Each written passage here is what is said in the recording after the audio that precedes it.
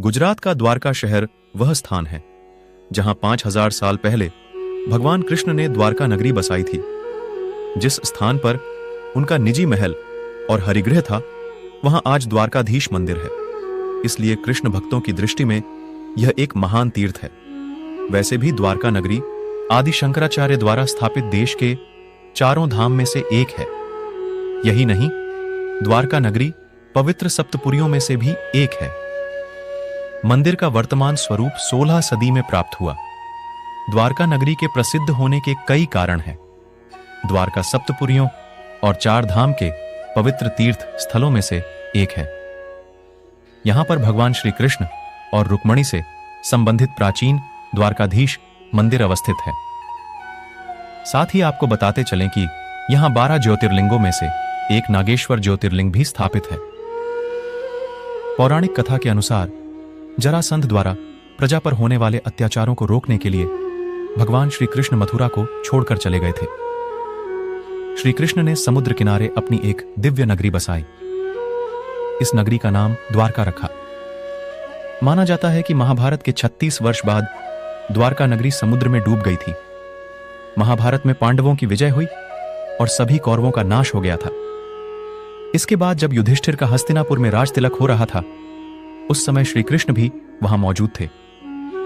दरअसल गांधारी ने युधिष्ठिर के राज तिलक के बाद महाभारत की घटना के भगवान कृष्ण को जिम्मेदार ठहराया था। अपने पुत्रों के मारे जाने के दुहक और क्रोध की अग्नि में जलती हुई गांधारी ने श्री कृष्ण को श्राप देते हुए कहा था कि जिस प्रकार मेरे कुल का नाश तुमने किया है और मुझे दुख दिया है, उसी प्रकार तुम्हारे कुल का भी नाश हो जाएगा। दूसरी घटना का संबंध आर्षियों द्वारा श्री कृष्ण के पुत्र सांब को दिया गया श्राप था। एक दिन जब महर्षि विश्वामित्र, कण्व और देवर्षि नारद द्वारका पहुंचे, तो वहां यादव कुल के नवयुवक ने उनके साथ हंसी ठिठोली करने की सोची। हंसी मजाक के उद्देश्य से वे श्री कृष्ण के पुत्र सांब को एक स्त्री भेष में उन सभी आर्षियों के पास ले गए। वे नवयुवक कहने लगे कि यह स्त्री गर्भवती है। क्या आप बता सकते हैं कि इसके गर्भ से कौन उत्पन्न होगा? आर्षियों ने नवयुवकों को ऐसी बातें करते देखा तो उन्हें अपना अपमान महसूस हुआ। वे अपने इस अपमान को सहन नहीं कर पाए और उन्होंने श्री कृष्ण के पुत्र को श्राप दे डाला कि कृष्ण का यह पुत्र वृष्णि और अंधकवंशी पुरुषों का नाश करने के लिए लौह से निर्मित मूसल को उत्पन्न करेगा। उस मूसल के द्वारा तुम और तुम्हारे जैसे क्रूर लोगों के समस्त कुल का नाश हो जाएगा। साथ ही यह भी कहा कि उत्पन्न हुए उस मूसल के प्रभाव से केवल कृष्ण और बलराम ही बच पाएंगे। जब श्री कृष्ण को इस श्राप के बारे में झात हुआ तो उन्होंने कहा कि श्राप अवश्य ही सत्य होगा। आर्षि मुनियों का श्राप इतना प्रभावशाली था कि अगले ही दिन सांब ने मूसल को उत्पन्न किया। राजा उग्रसेन को जब मूसल के उत्पन्न होने की बात मालूम हुई तो राजा ने उस मूसल को चुराकर समुद्र में डलवा दिया। समुद्र में मूसल को डलवाने के बाद श्री कृष्ण और राजा उग्रसेन ने नगर में यह घोषणा करवाई कि आज से कोई भी वृष्णि और अंधकवंशी अपने गृह में मदिरा तैयार नहीं करेगा। यदि कोई ऐसा करता है तो उसकी सजा मृत्युदंड होगी। इस ऐलान के बाद सभी द्वारकावासियों ने मदिरा को घर पर नहीं बनाने का प्रण लिया। समय बीतता गया और द्वारका में अपशकुन बढ़ते चले गए। रोज तेज आंधी चलने लगी और नगर में चूहों की संख्या इतनी बढ़ने लगी थी कि द्वारका में लोगों से ज्यादा चूहे हो गए थे। अजीबों गरीब भयंकर घटनाएं होने लगी। इन्हें देखते हुए श्री कृष्ण को लगने लगा कि अब गांधारी का श्राप सत्य होने का समय आ गया है।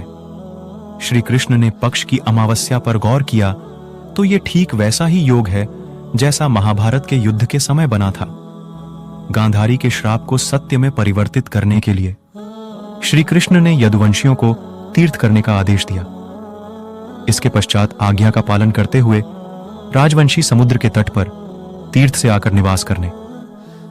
एक दिन अंधक और वृष्णि के बीच किसी बात पर बहस हो गई।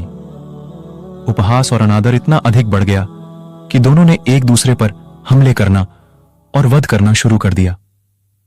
द्वारका के ठीक बाहर भगवान कृष्ण और उनकी पत्नी रुक्मिणी देवी को आर्षि दुर्वासा के श्राप के कारण यहां रुकने के लिए मजबूर होना पड़ा था, जिन्होंने क्रोध में हजारों साल पहले शर्त लगाई थी कि यह स्थान पीने के पानी से रहित होगा। ऐसे में आज तक पूरे द्वारका क्षेत्र में लोगों को पीने का पानी मिलने में दिक्कत होती है। इस दौरान आर्षियों का शाप इस तरह सत्य हुआ कि सांब ने जिस मूसल को उत्पन्न किया था, उसके प्रभाव से मैदान में मौजूद खड़ी एरका घास को लड़ाई के दौरान को भी उखड़ता उससे एक मूसल उत्पन्न होने लगता। वह मूसल बहुत शक्तिशाली था, जिसके कि केवल एक वार से मृत्यु संभव थी। इस तरह वहां मौजूद सभी लोग मारे गए। जब श्री कृष्ण उस प्रभास क्षेत्र में पहुंचे तो अपने परिजनों को मृत देखकर अत्यंत दुखी हो गए। क्रोध में आकर श्री कृष्ण ने वहां खड़ी घास को उखाड़ा तो वह मूसल में तब्दील हो गई। इसके बाद श्री कृष्ण ने उस मूसल से वहां मौजूद जीवित लोगों पर वार कर दिया, क्योंकि इन लोगों ने अपने ही लोगों को मारा था। श्री कृष्ण ने वासुदेव जी को इस संहार के बारे में बताया और कहा कि आप स्त्रियों और बच्चों को लेकर अर्जुन के साथ हस्तिनापुर चले जाइए। इसके बाद श्री कृष्ण प्रभास क्षेत्र में पहुंचे तो उस समय उनके बड़े भाई बलराम जी ध्यान मुद्रा में थे। श्री कृष्ण को देखकर बलराम के शरीर से शेषनाग निकले। घूमते हुए वे पेड़ के नीचे विश्राम करने के लिए बैठे। इसी दौरान जरा नामक शिकारी का बाण उनके पैर के अंगूठे में जाकर लगा। जरा शिकारी ने यह हिरण का मुख समझ मारा था। श्री कृष्ण के पैरों में लगा बाण देख शिकारी उनसे क्षमा मांगने लगा तो उन्होंने जरा को अभयदान दिया और अपने प्राणों को त्याग दिया। इसके बाद यदुवंशियों का अंतिम संस्कार किया गया, जिसके अगले ही दिन वासुदेव जी ने भी प्राण त्याग दिए। अर्जुन वहां से स्त्रियों और बच्चों को लेकर जैसे ही हस्तिनापुर की ओर चले, द्वारका नगरी समुद्र में डूब गई। इस जगह का धार्मिक महत्व तो है ही, रहस्य भी कम नहीं है। आज भी यहां उस नगरी के अवशेष मौजूद हैं, लेकिन प्रमाण आज तक नहीं मिल सका कि यह क्या है। 2005 में द्वारिका के रहस्यों से पर्दा उठाने के लिए अभियान शुरू किया गया था। इस अभियान में भारतीय नौसेना ने भी मदद की। अभियान के दौरान समुद्र की गहराई में कटे छंटे पत्थर मिले और यहां से लगभग 200 अन्य नमूने भी एकत्र किए, लेकिन आज तक यह तय नहीं हो पाया कि यह वही नगरी है